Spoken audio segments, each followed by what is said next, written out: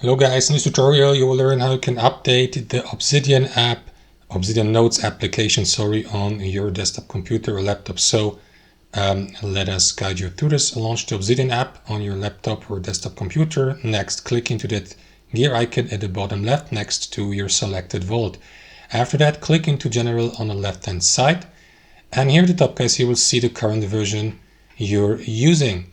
You can, for example, enable automatic updates, so that Obsidian Notes will look for or check for updates in the background and notify you if there's a new update available. Or you can click into, alternately here, check for updates. That is going to redirect you to, it's not going to redirect you, it will perform a search. And as you can see, I'm currently using the newest version. And but if that's not the case, you will see a button install new version here, update, and that's it. Thanks for watching, and I'll see you next time.